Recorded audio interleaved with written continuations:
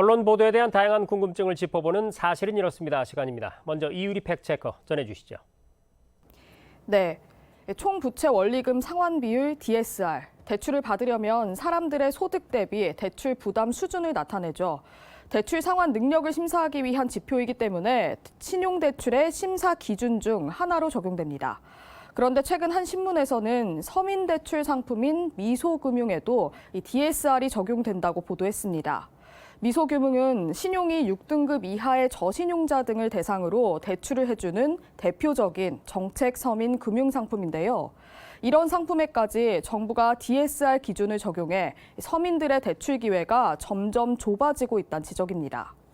하지만 이 내용 전혀 사실이 아닙니다. 지난 13일 정부가 발표한 가계대출 관리 방안을 보면 DSR 적용 대상 제외 대출이 있습니다. 여기에는 서민금융상품이 포함됐습니다. 그러니까 미소금융 등 서민금융상품은 DSR 규제를 적용받지 않는 겁니다. 또 해당 기사에서는 미소금융 실적이 점점 줄어들고 있어 서민금융이 위축되고 있다고도 비판했는데요. 미소금융 실적이 실제로 감소하는 추세인 건 맞습니다. 하지만 그 이유는 규제로 인한 위축이 아닌 비슷한 상품이 더 많이 생겨났기 때문입니다. 대표적으로는 햇살론이 있습니다. 미소금융 이외에도 다양한 정책 서민 금융상품 공급이 매년 꾸준히 확대되고 있는데요. 금융당국은 앞으로 서민금융법 개정을 추진하는 등 안정적인 재원 마련에 만전을 기할 것이라고 말했습니다. 전세난 해소와 주거 안정, 정부는 2년간 질 좋은 평생주택을 더 공급해 이 두 가지 목표를 달성하기로 했습니다. 특히 공공전세와 매입 약정형 주택은 기존 주택이 아닌 새로 건설한 주택을 전세로 공급하는 방식인데요. 그런데 최근 한 언론에서는 이런 보도를 냈습니다.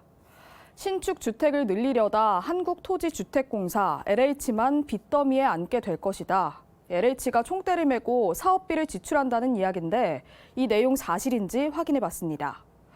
정부의 사업비 조달 계획을 들여다봤는데요. 공공전세형과 매입 약정형 신축주택 모두 LH의 부담은 크게 증가하지 않을 것으로 보입니다. 사업비의 대부분은 주택도시기금과 임차인의 보증금을 위주로 조달되기 때문입니다.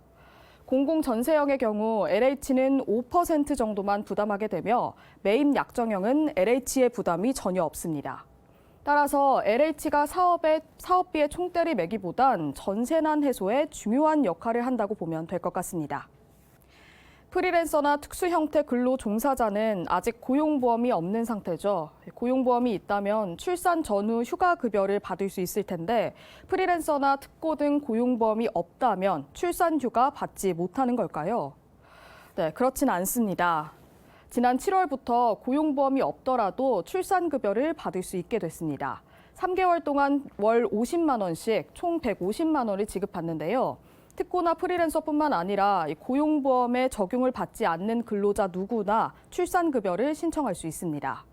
또 근로자가 없는 1인 사업자나 공동사업자도 해당됩니다. 신청 시기는 출산일로부터 1년 이내고요. 유산이나 사산의 경우도 출산급여 신청할 수 있으니까요. 일하는 엄마라면 고용보험 홈페이지나 고용센터를 통해 신청하시기 바랍니다.